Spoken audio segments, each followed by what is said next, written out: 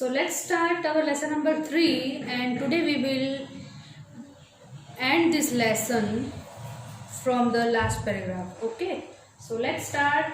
See page number 23 here. We will read the new topic, cerebral palsy. What the topic is? Cerebral palsy. So let's start. Yes, cerebral palsy. Have you heard this name? This is a kind of a disease.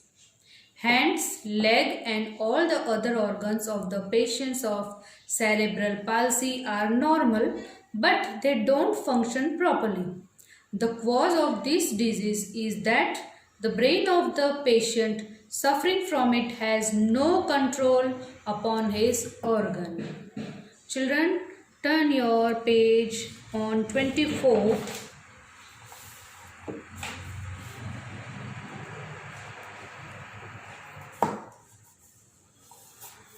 We will continue from page number 24. So, let's start. For example, he can't pick up the book kept in front of him. Means यहाँ पे जो starting में cerebral palsy का जो मतलब बताया है उसमें ये बोल रहे हैं कि क्या आपने ये नाम सुना है कभी? सेरेब्रल पाल्सी के मरीज यानी कि पेशेंट के हाथ, पैर और अन्य सभी अंग सामान्य हैं, लेकिन ये ठीक से काम नहीं कर सकते। इस बीमारी का कारण यह है कि इससे जो पीड़ित रोगी होता है या पेशेंट होता है उसके ब्रेन को उसके अंग यानी कि मेन पार्ट्स पर कोई कंट्रोल नहीं होता है ना। यहाँ पे बोला है फॉर एग्जाम्पल, यहाँ पे कहा है वह आपके सामने एक किताब, he picked up the book kept in front of, he can't pick यानी कि वो एक अपनी बुक को नहीं उठा पा रहा है, उसके सामने है। तो this disease need a particular type of physical exercise. Physical exercise gradually enable the brain to control other organs. The same way, there is a different physical exercise for practice of speaking and writing too. It makes the person normally gradually, though he can't work at normal speed like us, but still he improves to be a great extent. मतलब कि शारीरिक व्यायाम यानी कि जो इस बीमारी में एक विशेष प्रकार का फिजिकल एक्सरसाइज यानी व्यायाम जिसको बोलते हैं उसकी ज़रूरत होती है।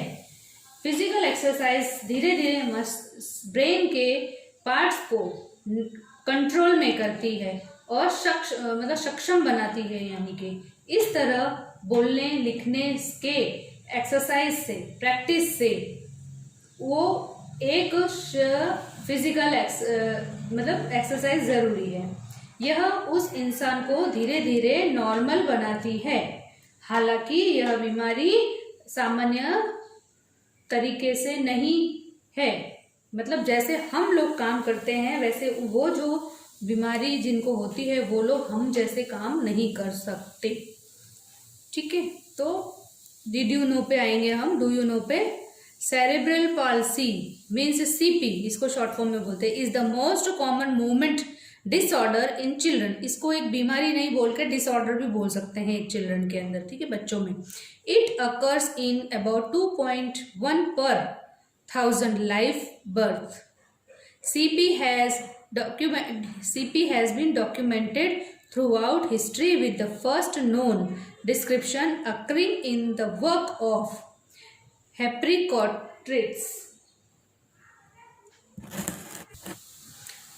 हिपोक्रेट्स। इसको क्या बोलते हैं? Known description occurring in the work of Hippocrates in the 5th century BCE। मतलब ये जो है लिखा है डू यू नो, यानी कि क्या आप जानते हैं सेरेब्रल पाल्सी बच्चों में आम आंदोलन विकार है ना, डिसऑर्डर है। एक प्रति 1000 जीवित जन्मों में से 2.1 में ये बीमारी होती है। 5th सेंचुरी BCE में हिपोक्रेट्स के काम में होने वाले पहले ज्ञात मायूसी के साथ CP का पूरे इतिहास में प्रतिलेख किया गया है। Understood children?